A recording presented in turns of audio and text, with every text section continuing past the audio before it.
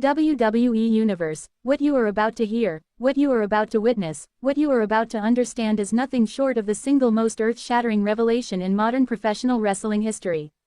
The ultimate conspiracy, the mystery that has consumed social media, divided the fanbase, sparked countless theories, and dominated every conversation in every arena for months on end, has finally been cracked wide open.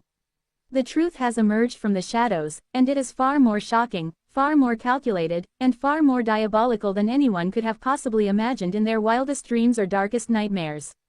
In a move that will fundamentally rewrite the history books of sports entertainment, in a moment that will be talked about for decades to come, Paul Heyman and Brock Lesnar have stormed back into WWE with a vengeance, and together they have delivered the truth that we have all been desperately waiting for, searching for, and demanding for what feels like an eternity. But here is where things get absolutely insane, where the foundation of everything we thought we knew gets completely demolished. They did not just expose the identity of the mystery man who has been terrorizing the WWE locker room for months. They did not simply unmask another wrestler who was playing dress-up and causing chaos for personal gain. No, what Paul Heyman revealed was far more sinister, far more methodical, and far more brilliant in its twisted logic.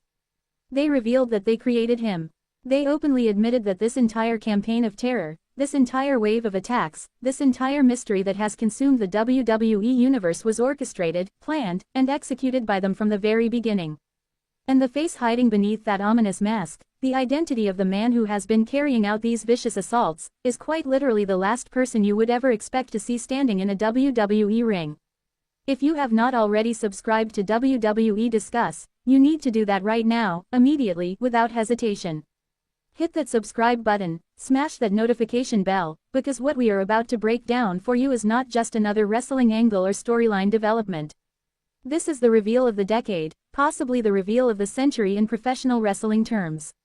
This is the kind of moment that defines eras, changes careers, and shifts the entire landscape of the industry. You do not want to miss a single second of the analysis, the breakdowns, the predictions, and the fallout coverage that is coming from this channel in the days, weeks, and months ahead. Monday Night Raw was still reeling from the emotional devastation and physical carnage that had unfolded at the most recent Saturday night's main event. The WWE Universe was still processing the shocking outcomes, the brutal matches, and the controversial finishes that had left everyone talking throughout the entire week. The arena was buzzing with anticipation, electric with energy, and filled with fans who had no idea that they were about to witness something that would be replayed, analyzed, and debated for years to come. As we headed into the main event segment of the evening, the tension in that building was absolutely palpable. You could feel it through your television screen, you could sense it in the air, you could see it on the faces of every single person in attendance. Seth Rollins, the visionary, the revolutionary, the architect of his own destiny, was standing in the center of the ring cutting one of the most passionate, fiery, and emotionally charged promos of his entire career. He was not holding back, he was not playing it safe, he was not following any script except the one written by his own frustration and determination. Seth was talking about hunting down the truth no matter what it cost him, no matter who he had to go through, no matter what alliances he had to break or bridges he had to burn. He was demanding that the mystery end right here, right now, tonight. He was calling out the cowards hiding in the shadows, challenging anyone with information to step forward, and making it crystal clear that he would not rest, would not stop, would not back down until he had answers. As his words reached an absolute crescendo, as his voice echoed throughout the arena with raw emotion and unbridled intensity, as the WWE Universe hung on his every syllable, the entire building was suddenly and violently rocked by a sound that had not been heard in months, a sound that sent shockwaves through every person in attendance and every viewer watching at home. The earth-shattering, bone-chilling, unmistakable roar of Brock Lesnar's entrance theme exploded through the speaker system. The Beast incarnate was back, and his return could not have been more perfectly timed or more impactful if it had been scripted by the greatest storytellers in Hollywood.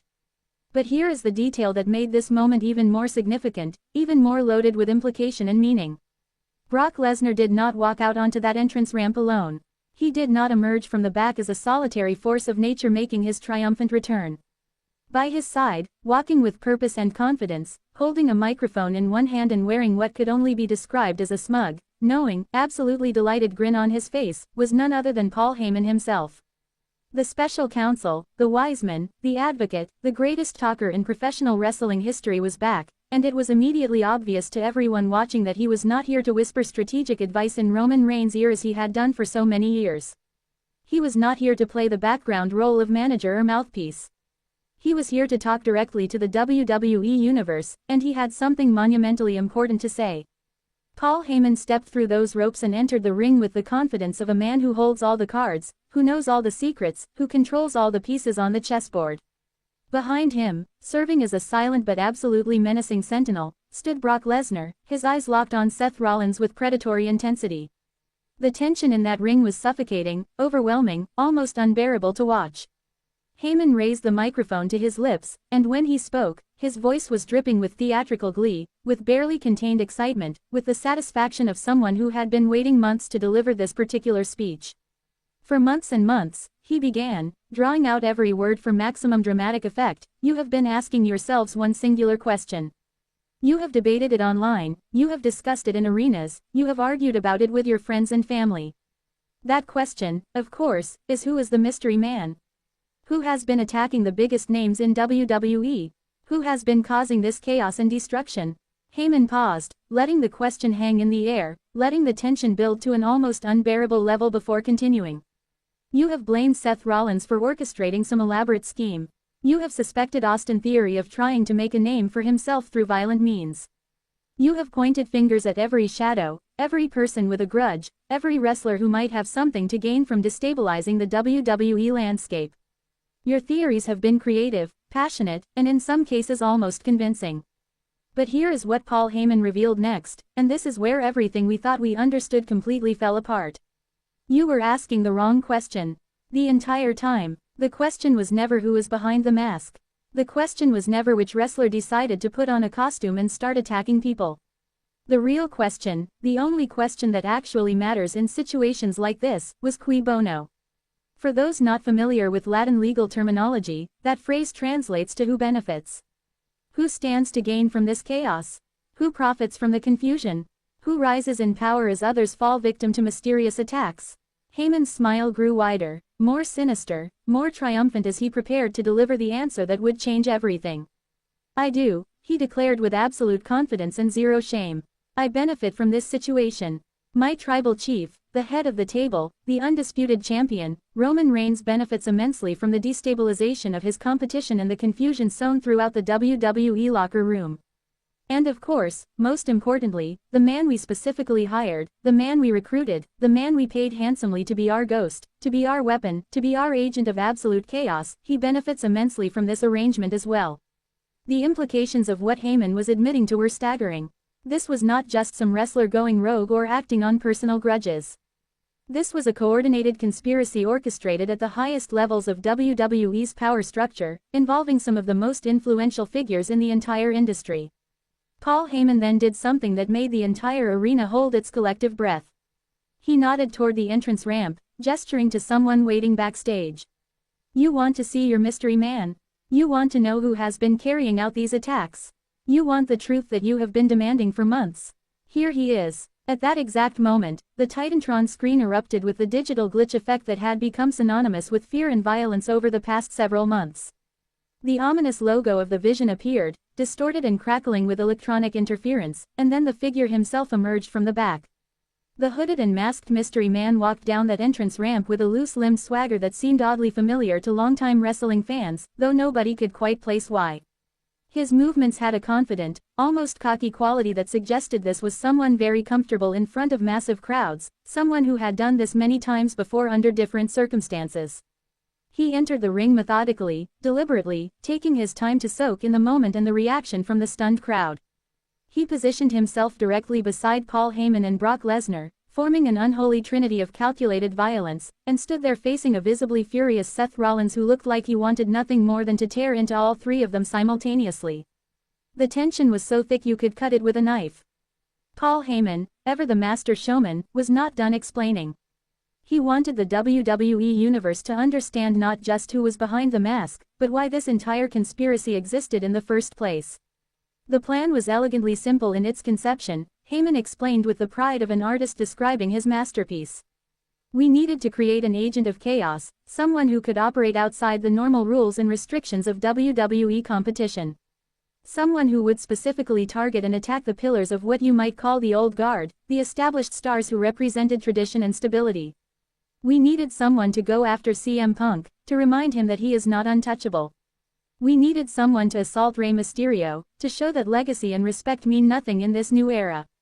We needed someone to take out LA Knight, to prove that popularity with the fans does not guarantee safety. The goal was never random violence. The goal was strategic destabilization. We wanted to make the WWE Universe, make the locker room, make the entire wrestling world feel unstable, unsafe, unpredictable. We wanted to make people desperate for order, desperate for stability, desperate for someone strong enough to restore peace and maintain control. We wanted to make them beg for a powerful, stable ruler who could bring everything back under control. We wanted to make them understand the absolute necessity of the tribal chief's reign, to make them acknowledge that Roman Reigns is not just a champion, but the only person capable of maintaining order in this industry. And to accomplish this ambitious, far-reaching goal, we needed a very specific kind of weapon. We needed someone who was unpredictable in their methods, someone who was willing to be absolutely violent without hesitation or remorse, and most critically, someone who owed no loyalty whatsoever to anyone currently in the WWE locker room. We needed someone with no friends to protect, no alliances to honor, no history to make them pull their punches. We needed a true mercenary, someone motivated purely by their own interests and our compensation.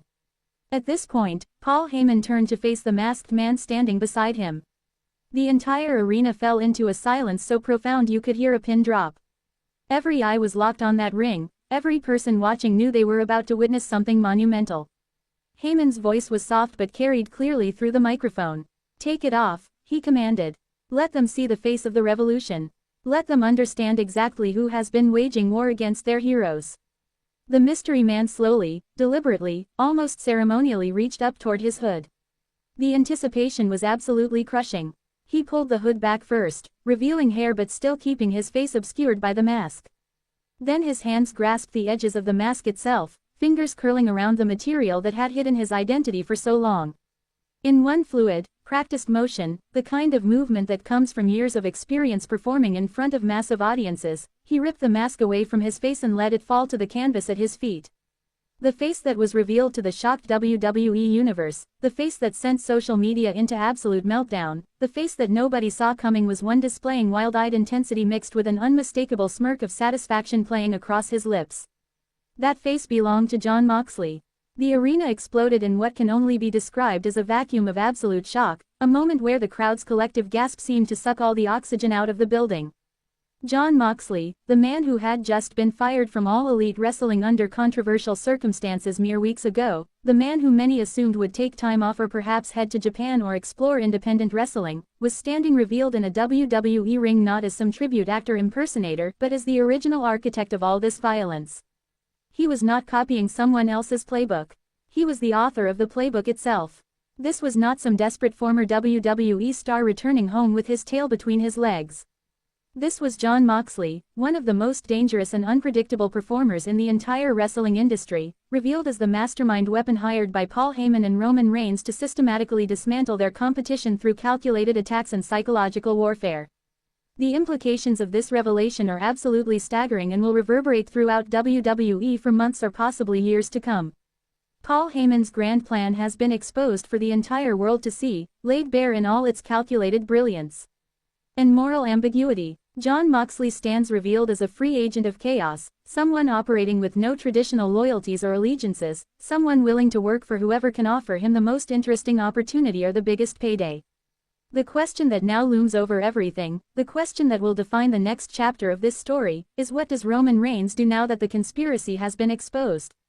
How does the tribal chief respond now that his secret weapon has been unmasked and his strategic manipulation has been revealed to everyone? Does he embrace what Heyman has done in his name, or does he distance himself from these controversial tactics? Does Jon Moxley continue working with them, or does he have his own agenda that might put him at odds with the very people who brought him in? You absolutely must subscribe to WWE Discuss right now if you want to follow every single twist and turn of the unbelievable fallout that is about to unfold. We will be covering every development, every response, every match, and every promo that comes from this earth-shattering revelation. Hit that like button if this analysis helped you understand the full scope and implications of what just happened in WWE. Tell us down in the comments section if you actually predicted that Jon Moxley would be the mystery man, because if you did, you deserve serious credit for seeing through all the misdirection and red herrings that WWE has been throwing at us for months. And get ready, because while the conspiracy has been solved and the mystery man's identity is no longer a secret, the war is just beginning. The chaos is far from over. In fact, it might be just getting started, and WWE Discuss will be here to break down every single moment of what promises to be one of the most explosive and unpredictable storylines in WWE history.